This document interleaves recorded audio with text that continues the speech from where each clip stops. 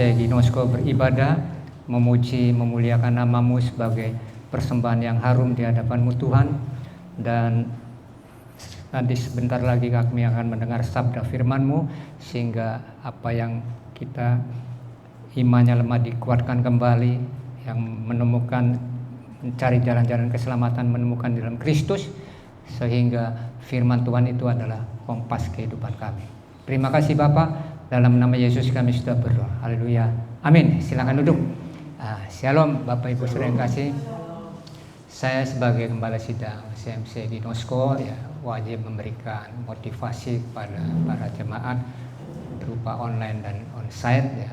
Dan saya juga sebagai Ketua Sinode CMC juga memberikan beberapa pengarahan-pengarahan pada para Gembala Sidang di seluruh Indonesia CMC, karena dari pengarahan-pengarahan ini saudara mendapatkan rahasia-rahasia kunci kerajaan surga. Dan saya juga terima kasih pada Pendeta Ardi yang akan sharing firman Tuhan. Baik saudara yang kasih dalam Kristus, motivasi kita itu adalah begini saudara. Hidup dengan diubahkan cara Tuhan atau dengan cara sendiri. Manusia tiap bangun pagi penuh pergumulan, berbagai macam badai, terutama yang pertama keluarga.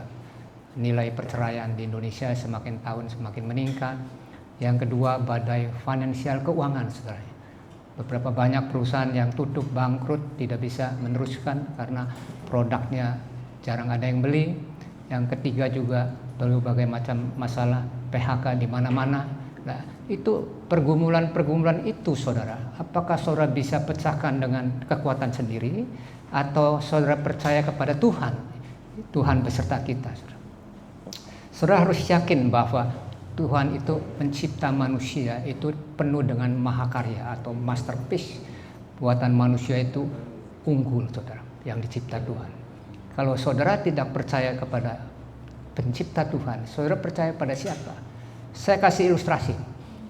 Produksi pabrik mobil, semuanya yang hebat, Rolls Royce, dia mencipta mobil yang paling mahal, saudara, ya bisa 25 miliar.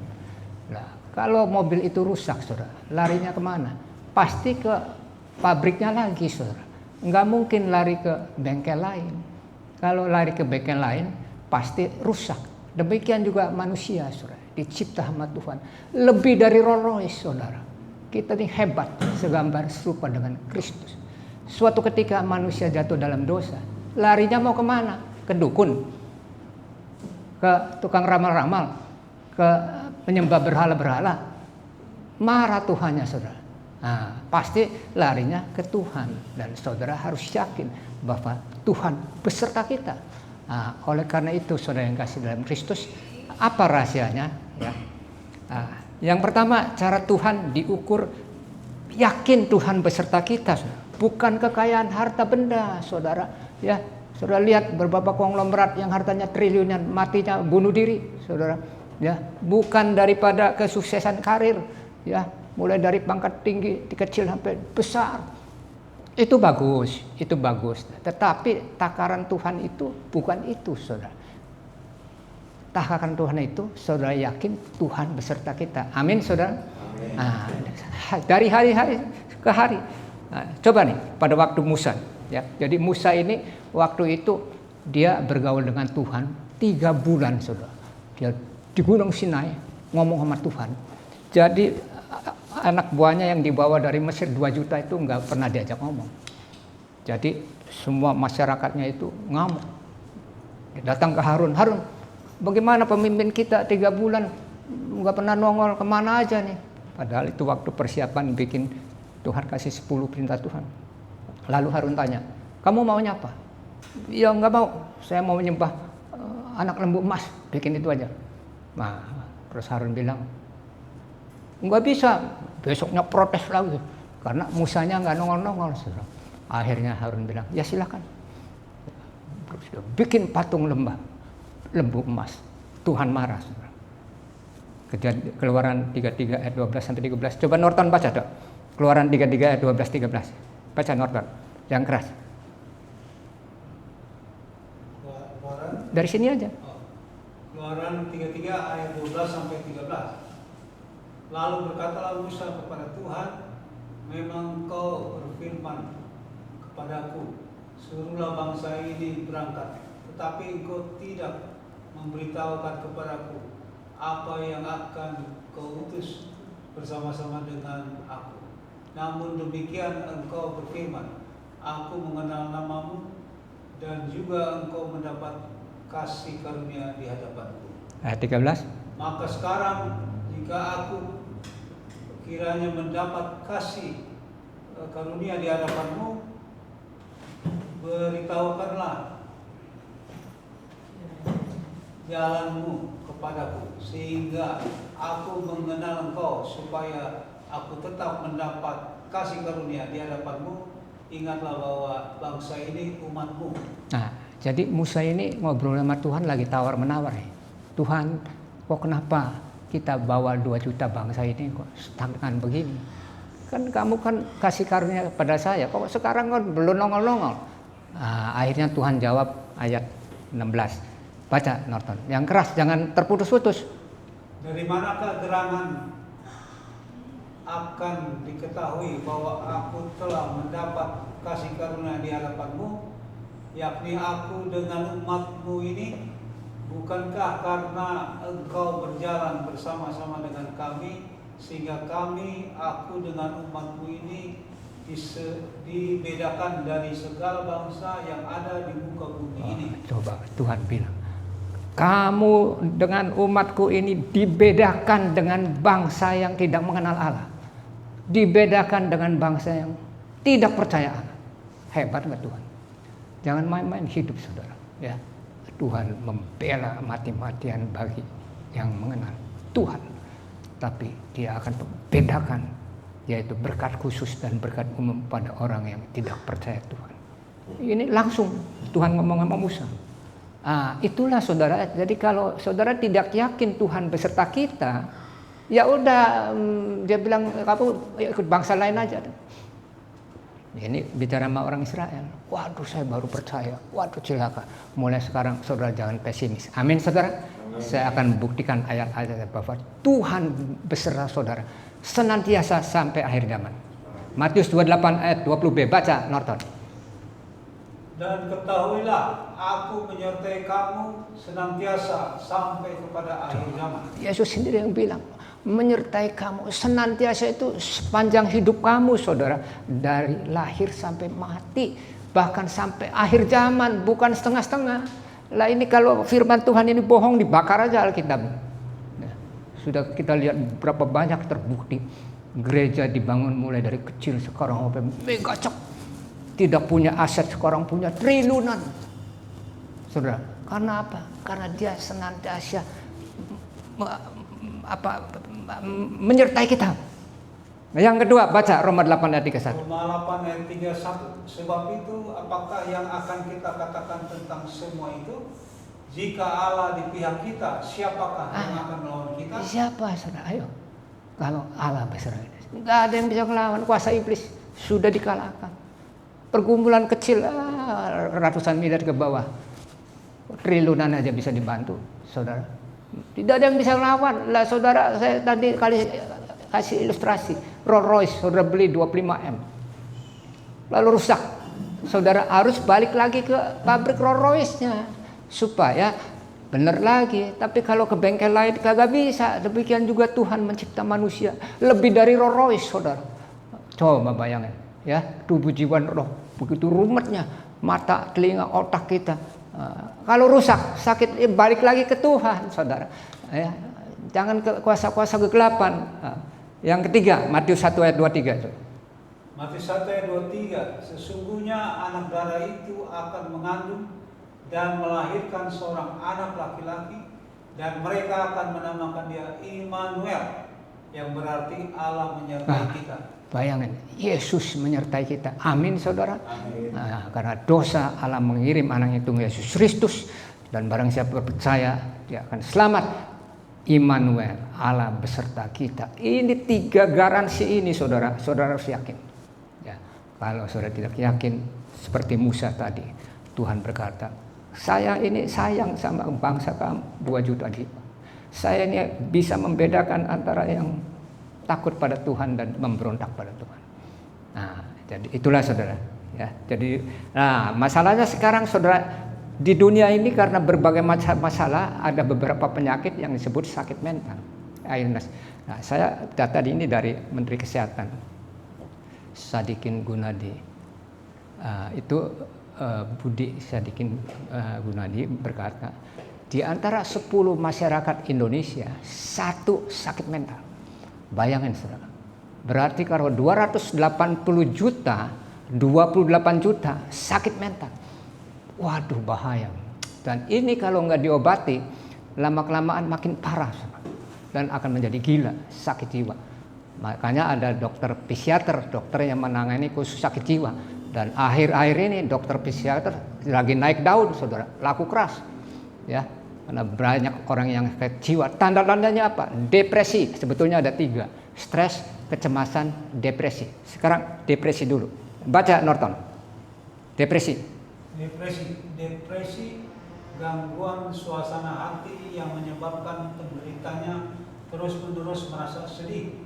Perasaan sedih pada depresi bisa berlangsung hingga berminggu-minggu atau berbulan-bulan. Coba bayangin, kalau nggak cepat-cepat diobati, saudara makin parah, ujung-ujungnya saudara menjadi manusia lemah, ya, ketakutan, tidak mau bergaul, di rumah saja, ya, itu yang disebut depresi.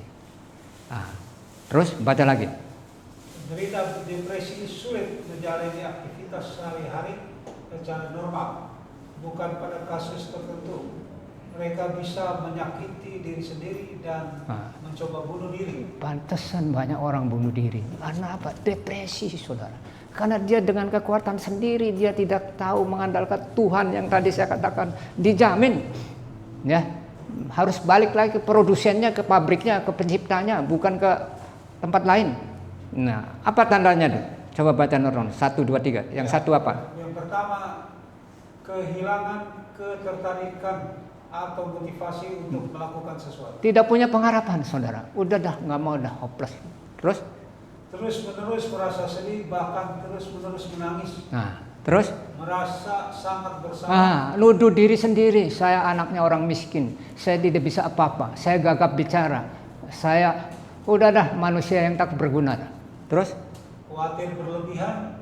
Yang keempat, tidak bisa menikmati hidup karena kehilangan rasa. Tidak ada percaya diri. Ini aku Tuhan, utuslah aku. Itu orang percaya diri. Kayak Paulus. Ya. Ini aku Tuhan, utuslah. Jangan pakai saya tidak percaya diri. Saya tidak bisa khotbah. Saya gagap. Terus? Yang kelima, sulit membuat keputusan dan mudah tersinggung. Ini labil, mau gini ngomong, bingung. Ini ditarik ke sana mau. Saya jadi puter, nggak fokus, saudara. Terus?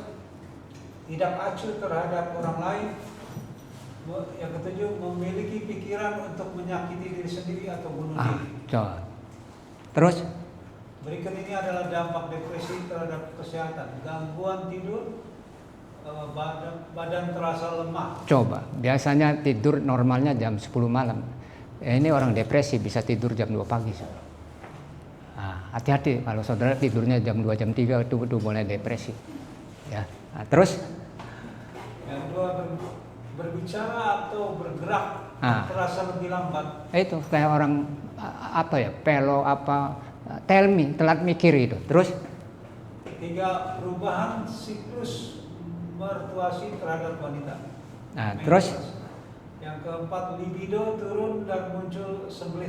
Sembelit dari depresi, sudah hati-hati. Ada teman saya 3-4 hari seminggu bisa berak gara-gara stres terus. Bayangin, saudara koleksi diri. Kalau saudara sembelit segera atasi, karena normalnya itu tiap hari, tiap pagi. Ya paling banter 2 hari sekali, tapi harus tiap hari, saudara. Kalau enggak, saudara lagi sakit mental. Ya, next. Yang kelima, nafsu makan turun dan meningkat secara. Menurut dokter pencernaan, saya konsultasi, sehari harus makan 3 kali, ya, pagi, siang, dan malam. Kalau usus ini enggak diisi, saudara akan bisa sakit GERD, dan itu tanda-tandanya depresi.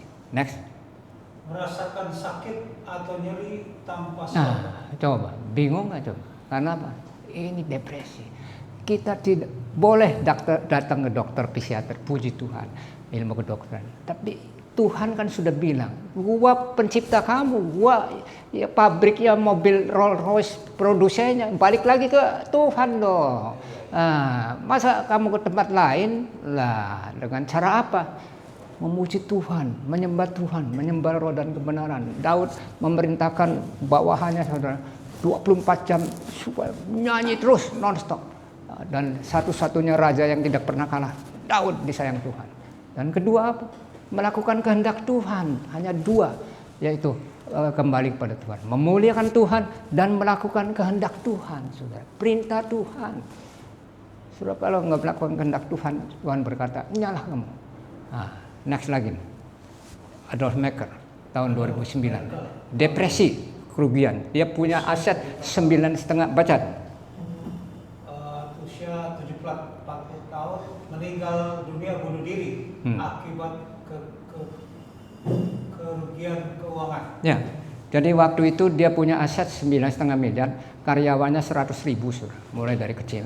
Ya, umur 74, waktu itu dia beli sahamnya Volkswagen atau apa, turun drastis, berapa miliar US dollar rugi. Sebetulnya masih sisa lah bangsa 2 miliar US dollar. Ya, dimakan sampai mati juga nggak habis.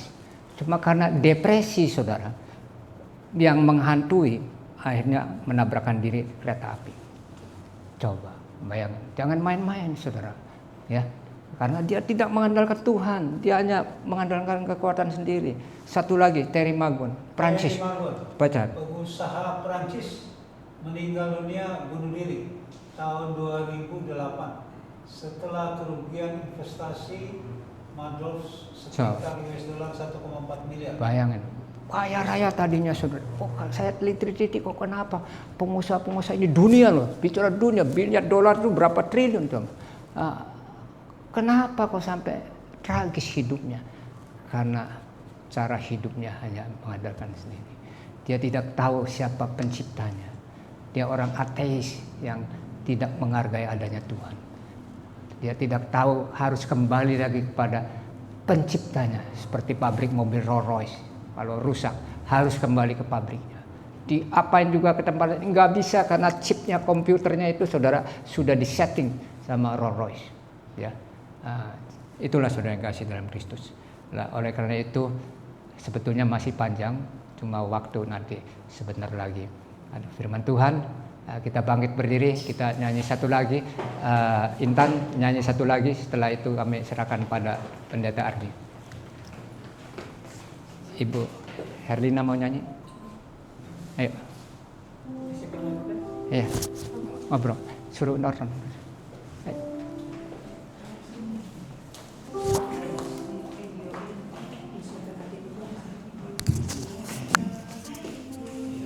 Iya Bapak.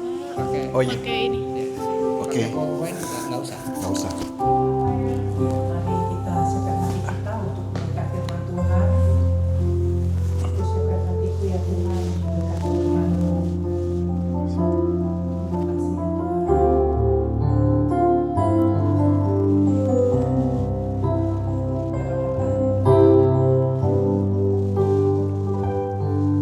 Kusiapkan hatiku Tuhan untuk dengar firman-Mu saat ini. Suara ketinggian. Kusiapkan hatiku Tuhan. Kusiapkan hatiku Tuhan untuk dengar firman-Mu saat ini.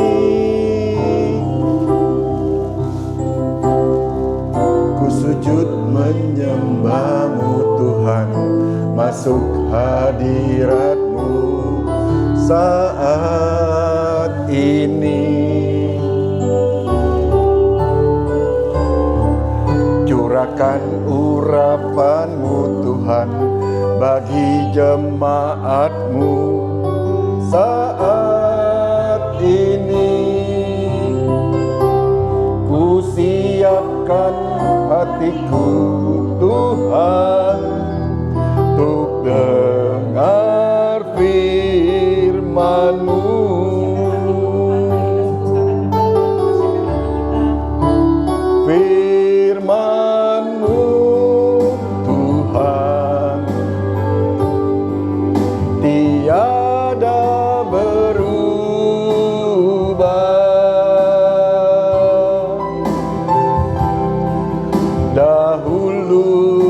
sekarang, selama-lamanya tiada berubah. Firman-Mu Tuhan, penolong hidupku, ku siapkan hatiku Tuhan, untuk dengar firman-Mu.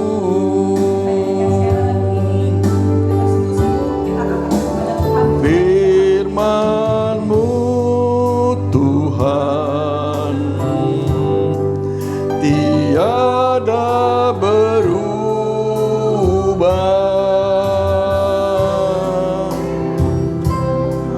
Dahulu, sekarang, selama-lamanya tiada berubah.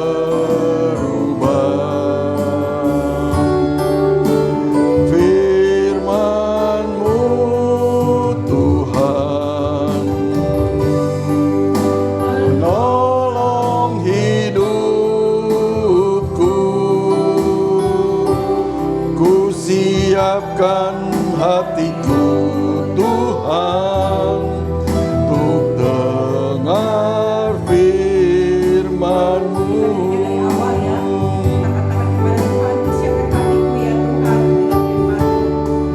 Ku siapkan hatiku Tuhan, untuk dengar firman-Mu saat ini. Ku sujud menyembah-Mu Tuhan, masuk hadirat-Mu saat ini. Curahkan urapan-Mu Tuhan bagi jemaat-Mu saat ini. Ku siapkan hatiku Tuhan, untuk dengar firman-Mu.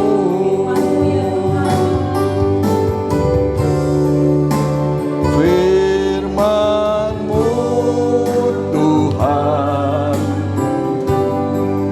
tiada berubah.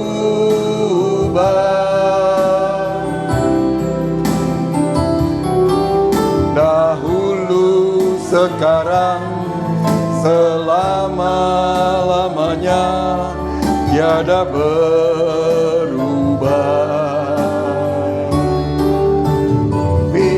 Terima kasih-Mu Tuhan, menolong hidupku, ku siapkan hatiku Tuhan, untuk dengar firman-Mu. Hatiku telah siap Tuhan, hatiku telah siap Tuhan, untuk dengar firman-Mu.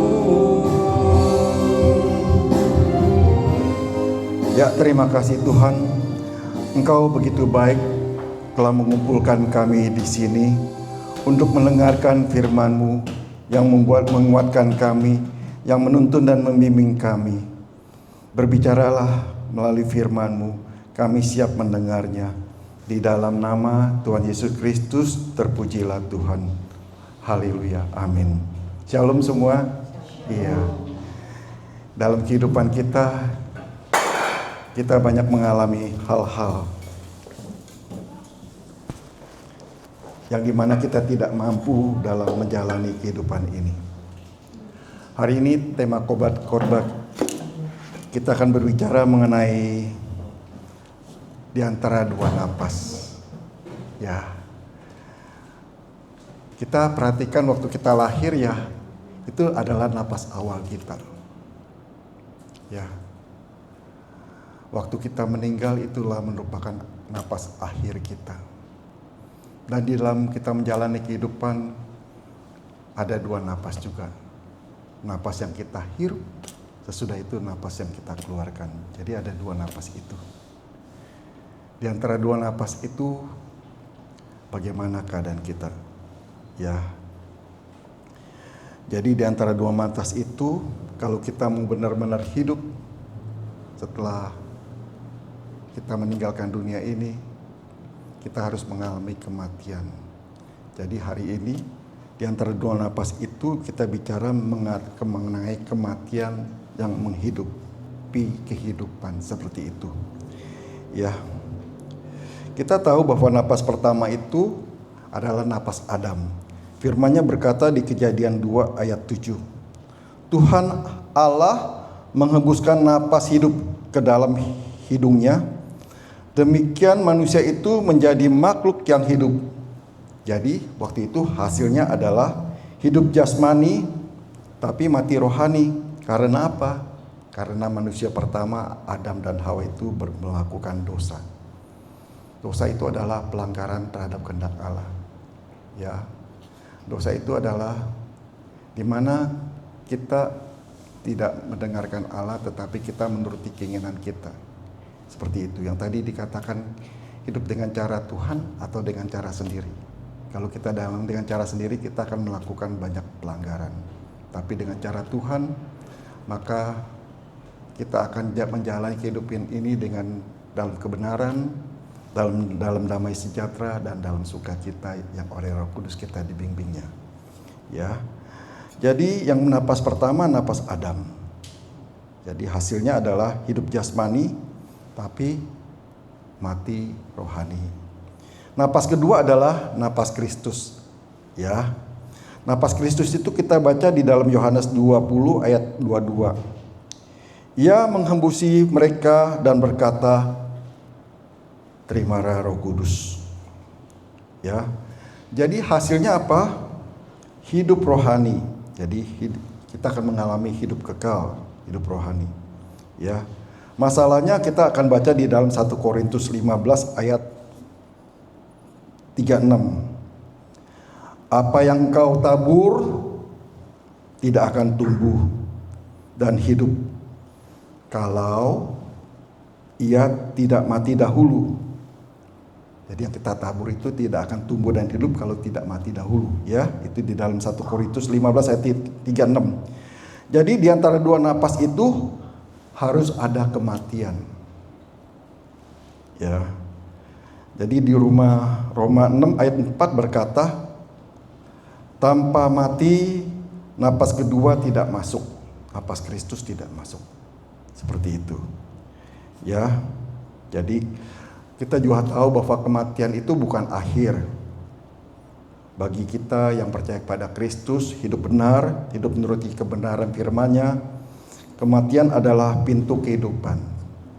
Ya, tapi yang tidak itu kita akan mengalami kebinasaan seperti itu. Itu sesuai dengan firman.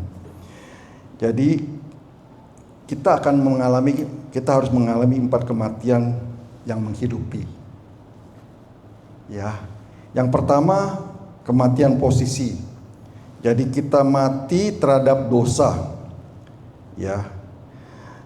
Jadi mati terhadap dosa itu di dalam Roma 6 ayat 2 dikatakan kita telah mati bagi dosa. Bagaimana kita masih dapat hidup di dalam dosa? Ya. Jadi di dalam Roma 6 ayat 11 dikatakan pandanglah dirimu telah mati bagi dosa. Tetapi kamu hidup bagi Allah dalam Kristus Yesus. Jadi itu akan terjadi saat baptisan. Ya di dalam Roma 6 ayat 3 dan 4. Saat baptisan itu kita akan kita mengalami dikuburkan bersama Kristus dalam kematian. Supaya sama seperti Kristus dibangkitkan, kita hidup dalam hidup yang baru. Jadi di dalam Kolose 3 ayat 5 dikatakan, karena itu matikanlah dalam dirimu segala sesuatu yang duniawi. Jadi maksudnya di dalam Roma 6 ayat 13 dikatakan jangan serahkan anggota tubuh kepada dosa. Di dalam Roma 6 ayat 12 dikatakan jangan biarkan dosa berkuasa. Dan di dalam Roma 6 ayat 11 hitung dirimu sudah mati. Ya. Jadi status kita sudah mati. Bukan perasaan kita aja tetapi status kita. Bahwa kita sudah mati bagi dosa. Maka kita akan memperoleh hasil seperti ini. Di dalam Roma 6 ayat 22 dikatakan kamu telah dimerdekakan dari dosa, buahmu membawa pengudusan, dan kesudahannya ialah hidup yang kekal. Terpujilah Tuhan. Jadi pertama kematian posisi. Yang kedua kita bicara mengenai kematian harian. Ya, kematian harian itu mati terhadap diri. Ya, sesuai dengan perintah Yesus di dalam Lukas 9 ayat 23. Dikatakan di dalam Lukas 9 ayat 23 bahwa setiap orang yang mau mengikut aku, ia harus menyangkal dirinya, memikul salibnya setiap hari dan mengikut aku. Terus yang disangkal itu apa sih? Menyangkal diri itu yang disangkal apa? Yang pertama adalah hak. Dalam di Filipi 2 ayat 6 sampai 7 dikatakan bahwa isinya Kristus tidak mempertahankan kesetaraan dengan Allah. Nah, itu hak kita. Jadi kita tidak boleh mempertahankan kesetaraan kita dengan hal-hal yang duniawi seperti itu. Maksudnya kita harus rendah diri lah. Jadi seperti hak Kristus tidak mempertahankan kesetaraannya dengan Allah. Jadi hak. Yang kedua yang disangkal itu selain hak, ya adalah reputasi. Ya, di dalam Filipi 2 ayat 7 dikatakan bahwa mengosongkan diri, ambil rupa hamba. Seperti itu. Jadi yang disangkal selain hak dan reputasi, kita juga harus menyangkal kehendak. Di dalam Matius 26 ayat 39 dikatakan bukan kehendakku, melainkan kehendakmu.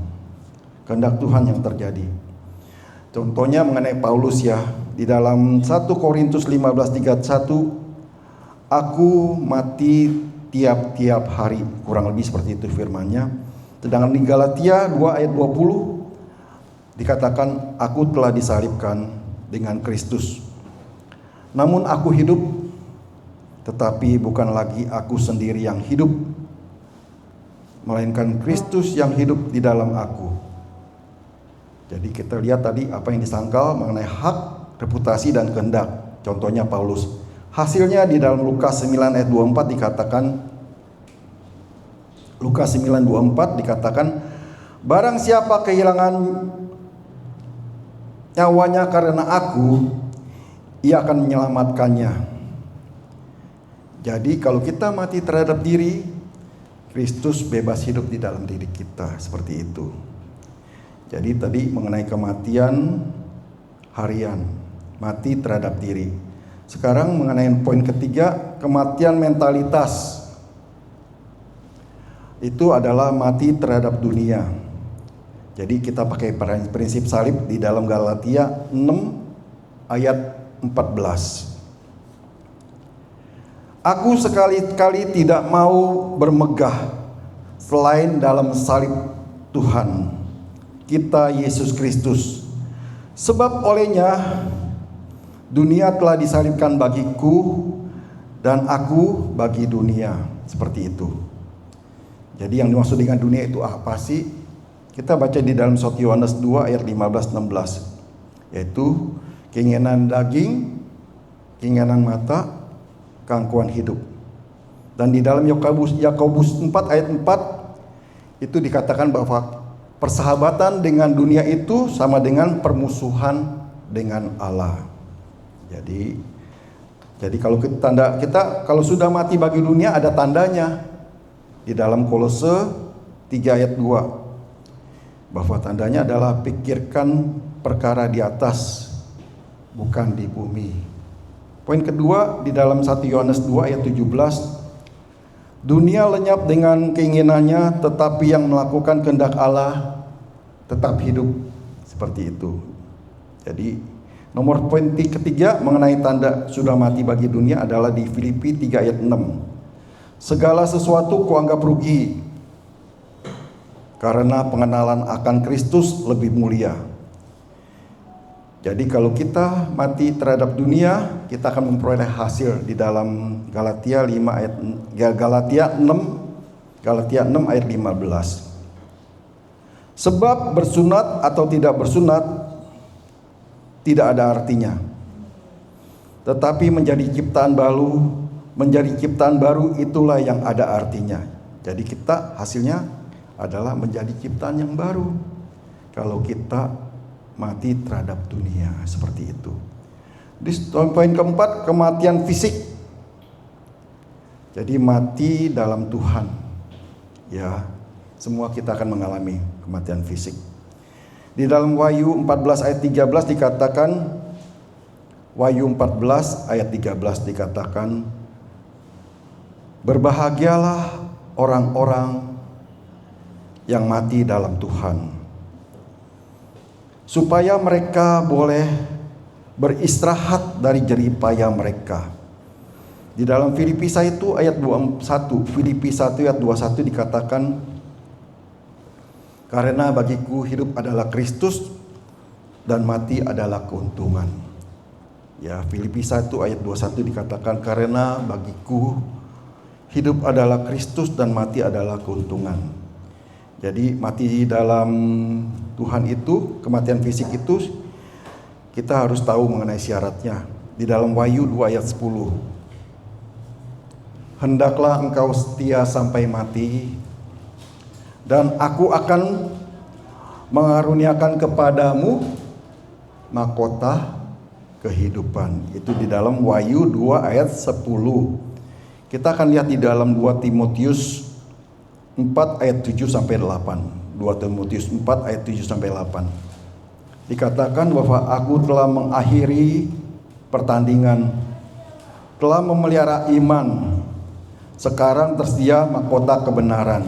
Jadi syaratnya adalah kita harus setia sampai mati, dan juga kita harus memelihara iman kita, ya. Kita akan lihat contoh mengenai Stefanus yang mati dalam Tuhan, ya. Di dalam Kisah 7:59 sampai 60, Kisah 7 ayat 59 sampai 60, Stefanus itu mati dirajam. Tapi kita lihat di dalam Kisah 7 ayat 55, lihat kemuliaan Allah. Saat dirajam dia melihat kemuliaan Allah. Dan di dalam Kisah 7 ayat 60, dia berkata apa saat dia dirajam? Ampuni mereka. Jadi kematian itu juga menghidupi Saulus jadi Paulus. Itu kalau kita baca di Kisah 22 ayat 20.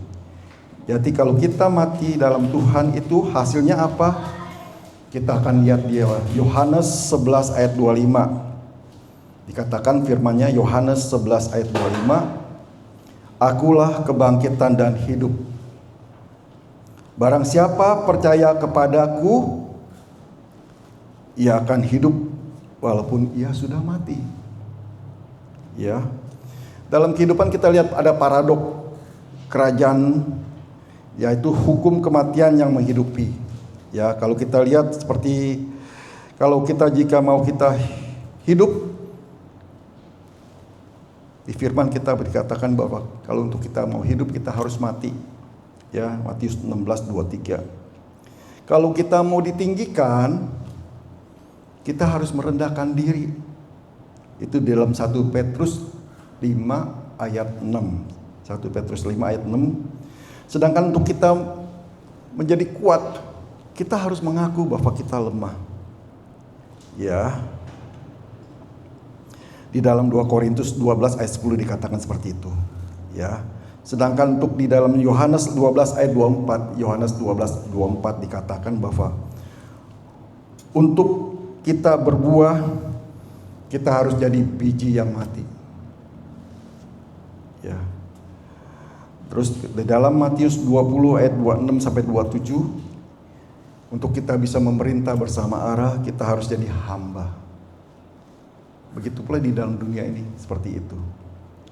Jadi di dalam 2 Korintus 4 ayat 10 dan 11 kita bisa baca bahwa kami senantiasa membawa kematian Yesus di dalam tubuh kami,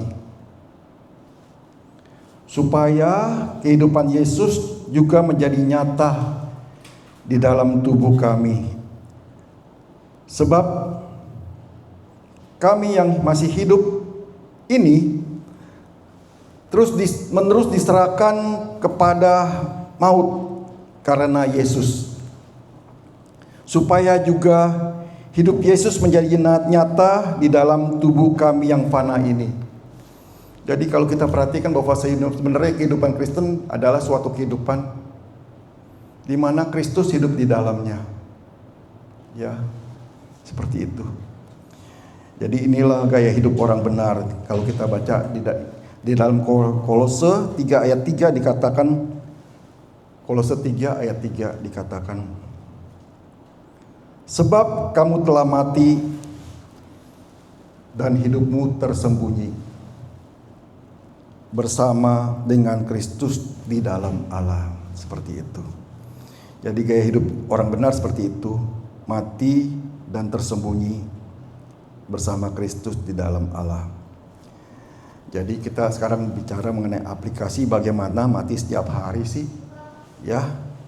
Kita baca di Roma 12 ayat 1. Roma 12 ayat 1. Persembahkanlah tubuhmu sebagai persembahan yang hidup, yang kudus, dan yang berkenan kepada Allah. Itulah ibadahmu yang sejati. Persembahkan, sudah disembelih, sudah mati, hidup karena Allah bangkitkan. Ya. Jadi kita ingat bahwa ada 4 area kematian praktis. Yang pertama, mati terhadap dosa. Dosa ada, mati terhadap dosa, terutama dosa yang kita senengin, dosa favorit, ya. Di dalam Ibrani 12 ayat 1 dikatakan, Ibrani 12 ayat 1. Tanggalkanlah dosa yang merintangi.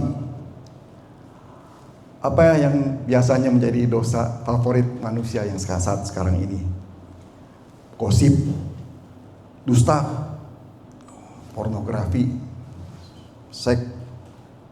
Jadi kita harus matikan seperti itu. Caranya, jangan buka celah, jangan beri kesempatan.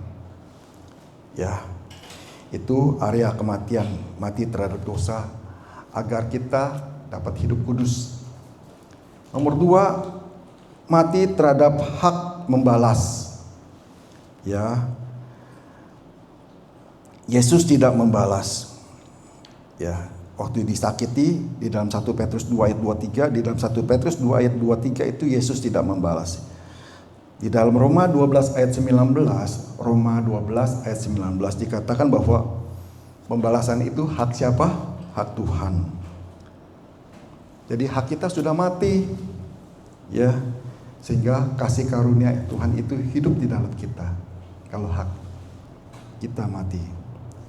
Jadi tadi yang pertama, mati terhadap dosa menghasilkan kehidupan, kita adalah hidup menghidupi kekudusan. Mati terhadap hak, kita akan mengalami kasih Kristus. Ya. Terus nomor 3, mati terhadap kenyamanan. Ya, kita baca di Lukas 9 ayat 58. Lukas 9 ayat 58. Dikatakan bahwa serigala punya liang, anak manusia tidak punya tempat meletakkan kepala. Jadi kita harus mati terhadap kenyamanan, ya. Kita harus hidupi apa yang Tuhan perintahkan kepada kita. Misi Yesus kita harus jalankan. Ya, seperti itu. Terus momen terakhir mengenai mati terhadap pujian manusia. Ya. Ayatnya di dalam Yohanes 12 ayat 43. Yohanes 12 ayat 43. Mereka lebih suka pujian manusia daripada pujian Allah. Sedangkan di Galatia 7 ayat 10, kalau masih cari yang disukai manusia, bukan hamba Kristus. Jadi kita harus matikan ego kita biar Kristus ditinggikan. Waktu kita matikan ego kita, Kristus ditinggikan, berarti kita menghidupi kasih. Seperti itu. Jadi pilih napas yang mana? Napas Adam atau napas Hawa kita dalam kehidupan. Kita baca di Ulangan 30 ayat 19. Ulangan 30 ayat 19. Dikatakan, aku menghadapkan kepadamu kehidupan atau menghadapkan kepadamu kehidupan dan kematian. Dikasih tahu bahwa pilihlah kehidupan supaya engkau hidup. Dalam kehidupan sehari-hari kita bisa lihat ada dua jenis manusia. Ya. Hidup tapi mati, yang satu lagi mati tapi hidup. Wah, luar biasa. Kita lihat hidup tapi mati di dalam Wahyu 3 ayat 1. Hidup tapi mati. Wahyu 3 ayat 1. Engkau dikatakan hidup padahal engkau mati. Karena kita napas Adam saja, belum mati terhadap dosa. Itu makanya kita ada jenis manusia yang termasuk ini adalah hidup tapi mati, hidup seperti Adam, ya, napas Adam. Nomor 2, mati tapi hidup. Itu di dalam Galatia 2 ayat 20. Dikatakan aku telah disalibkan namun aku hidup. Jadi ini sudah napas Kristus, ya. Jadi sudah mati terhadap dosa dan terhadap diri. Contoh mengenai Nuh di dalam Kejadian 7 ayat 23. Semua yang bernapas mati kecuali Nuh. Di dalam Kejadian 8 ayat 18, Kejadian 8 ayat 18, Nuh keluar, itu adalah merupakan kebangkitan. Nuh mati terhadap dunia lama supaya dunia baru hidup, seperti itu. Contoh mengenai Yesus, ya, Filipi 2 ayat 8. Yesus itu taat sampai mati di kayu salib. Ya, di dalam Filipi 2 ayat 9 dikatakan bahwa sebab itu Allah sangat meninggikan Yesus. Di dalam Ibrani 2 ayat 10, Ibrani 2 ayat 10, kematian Yesus itu menghidupi miliaran orang. Ya. Jadi pertanyaannya di dalam Lukas 14 ayat 27. Barang siapa tidak memikul salibnya dan mengikut aku, ia tidak dapat menjadi muridku. Jadi pertanyaannya, sudahkah kita ini mati atau masih takut kehilangan nyawa? Saya waktu itu sebelum mengenal Kristus, dalam kesendirian saya, gak tahu kenapa ya saya bisa nangis sendiri. Ada rasa apa saya juga gak tahu. Yang jelas yang terpikir dalam benak saya akan meninggalkan apa-apa yang saya cintai. Seperti itu. Tapi setelah saya mengenal Kristus, ya tentu untuk mengenal itu perlu berbicara dengan Dia melalui doa, perlu baca firman-Nya, perlu hidup dalam persekutuan, perlu melakukan perintahnya, ketaatan itu perlu. Dan itu adalah suatu proses untuk mengenal, benar-benar bisa mengenal Kristus. Tapi setelah itu, setelah saya sering berdoa, baca firman, hidup dalam persekutuan dengan saudara seiman, ya saya sudah hilang. Maksudnya perasaan sedih itu sudah hilang. Malah kadang-kadang saya bilang, aku sudah siap kapanpun dipanggil, aku siap. Aku tahu bahwa aku tidak akan membawa apa-apa kecuali pengenalanku akan Dia.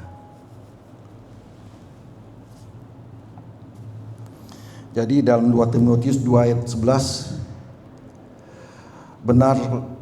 di 2 Timotius ayat 2 ayat 11, benarlah perkataan ini. Jika kita mati dengan Dia, Jika kita mati dengan Kristus, maka kita akan hidup dengan Kristus pula. Ya, Kristus adalah Allah. Allah kita Esa. Tapi dia punya 3 pribadi, yaitu pribadi sebagai Bapa, pribadi sebagai Anak, dan pribadi sebagai Roh Kudus yang sekarang ini menemani kita di dunia ini. Baik, itulah yang telah saya sampaikan. Tapi kita harus punya doa komitmen seperti ini. Tuhan Yesus, Engkau mati supaya aku hidup. Hari ini aku pilih mati. Aku disalibkan dengan Engkau. Hidupku sekarang bukan aku lagi. Engkaulah yang hidup di dalamku. Aku hitung diriku mati bagi dosa, hidup bagi Allah. Aku sangkal diri pikul salib tiap hari. Jadikanlah aku biji gandum yang jatuh dan mati, supaya berbuah banyak, memberi dampak bagi orang-orang sekeliling aku. Roh Kudus, aku mohon matikan perbuatanku yang daging.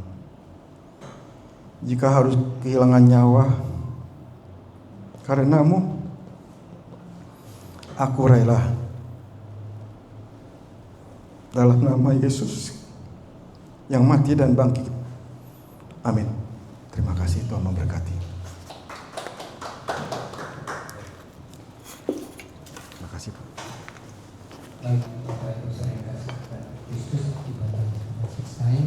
Mari kita bangkit berdiri.